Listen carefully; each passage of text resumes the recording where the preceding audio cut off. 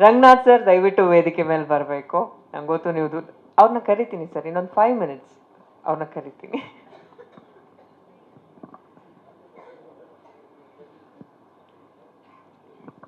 ಈ ಇಡೀ ತಂಡಕ್ಕೂ ನಿಮಗೂ ಸ್ಪೆಷಲ್ ಬಾಂಡ್. ಅವ್ರು ಹೇಳ್ತಾ ಇದ್ರು, ರಿಷಿಕಾ ಅವರು ಡೇ 1 ಭೇಟಿ ಮಾಡಿದ್ದೆ, ಪ್ರತಿಯೊಂದು ಕಾರ್ಯಕ್ರಮದಲ್ಲೂ ನೀವಿದ್ದೀರಾ ಅಂದ್ರೆ ಎಷ್ಟು ದೊಡ್ಡ ಸ್ಟ್ರೆಂತ್ ಆಗಿ ನಿಂತಿದ್ದೀರಾ ಅನ್ನೋದು ನಮಗೆ ಗೊತ್ತಾಗ್ತಾ ಇದೆ. ಈ ಹಾಡ್ ನಿಮಗೆ ಏನು ಅನ್ನಿಸ್ತು ಸರ್?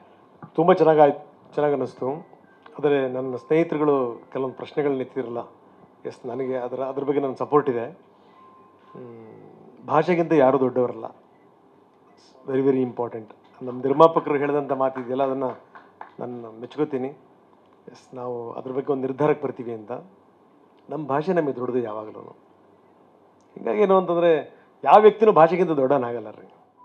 ಸೊ ಇದು ತುಂಬ ಚೆನ್ನಾಗಿ ಬಂದಿದೆ ಹಾಡು. ಆ್ಯಂಡ್ ಭಾಳ ಮುದ್ದಾಗಿರುವಂಥ ಹೀರೋಯಿನ್ಗಳು. ಆಮೇಲೆ ಇವತ್ತಿನ ಪ್ರೋಗ್ರಾಮೇ ಭಾಳ ಅದ್ಭುತ. ನಾವು ಗಣೇಶ್ ಜಿಯವರನ್ನ ಕರೆದಾಗ ತುಂಬ ಖುಷಿಯಿಂದ ಒಪ್ಕೊಂಡ್ರು. ಅವ್ರ ಸಿನಿಮಾಕ್ಕೆ ಪ್ರಚಾರಕ್ಕೆ ಹೋಗೋದನ್ನ ಎಷ್ಟು ದಿವಸ ಆಗಿದೆ ಕೇಳಿ. ಹೋಗಲ್ಲ, ಅಷ್ಟು ಬ್ಯುಸಿ ಇರ್ತಾರೆ ಅವರು. ಈಗ ಮೊನ್ನೆನೂ ನೋಡಿದ್ವಿ, ಬ್ಯಾಕ್ ಟು ಬ್ಯಾಕ್ ಸಿನಿಮಾಗಳಿದ್ದಾವೆ. ಇಂಥ ಸಂದರ್ಭದಲ್ಲಿ ಇವತ್ತು ಕೂಡ ಅವ್ರು ಬರೋಂಥ ಸ್ಥಿತಿಲಿ ಇರಲಿಲ್ಲ.